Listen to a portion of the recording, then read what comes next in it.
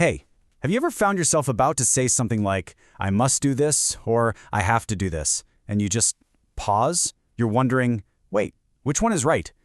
Well, guess what? You are definitely not alone. So today, we are going to crack this classic grammar puzzle for good. So, take a look at these two sentences. On the surface, they look pretty much identical, right? I mean, both of them are saying you've got a strong need to get that report done. So, what's the real difference here? Well, like a lot of things in English, the answer is, it kind of depends. And the first thing it depends on is when you're talking. So let's start right here in the present tense, where these two words, must and have to, often act like partners. Okay, so here's the simple truth. For most of your day-to-day situations, stuff happening right now, you can use either must or have to.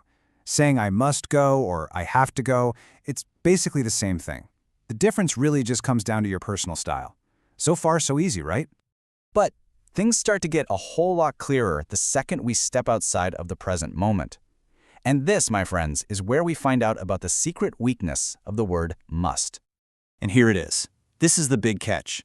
Just think of must as being a little bit stuck in its ways. It only lives in the present.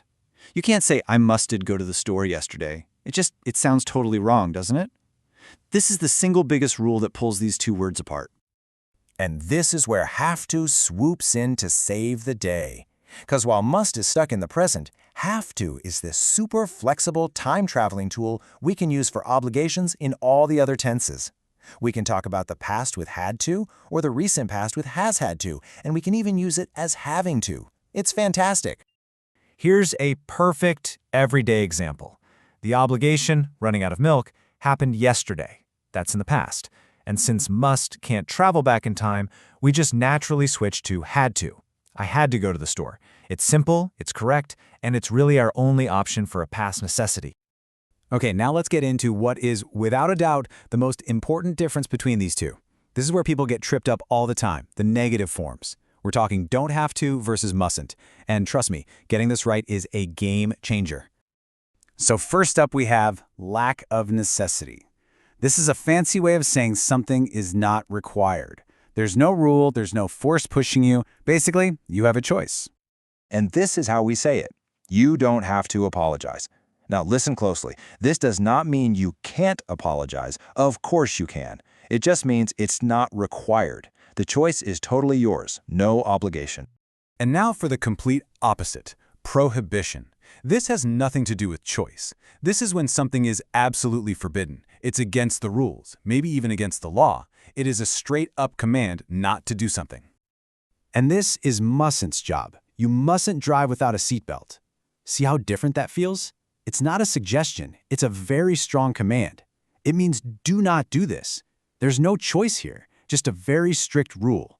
Mixing this up with don't have to can really cause some confusion. All right, so now that we've got those rules down, let's see how they all work together in a real-world scenario. Let's imagine we're following a doctor's orders. So imagine Mrs. Woods is telling us what her doctor said. Notice how she uses have to for each one. I have to take it, I have to stay in bed, I have to drink. She's just listing the things that are necessary for her to get better. It's a perfect real-life example of using have to for present obligations. So there you have it. Have to is your flexible friend for all the different tenses. Mustn't is for a strict don't do it, and don't have to is all about having a choice. So I'll leave you with a little challenge to put this into practice. What's one thing you don't have to do today, but you're going to choose to do anyway? Think about it. Thanks for tuning in.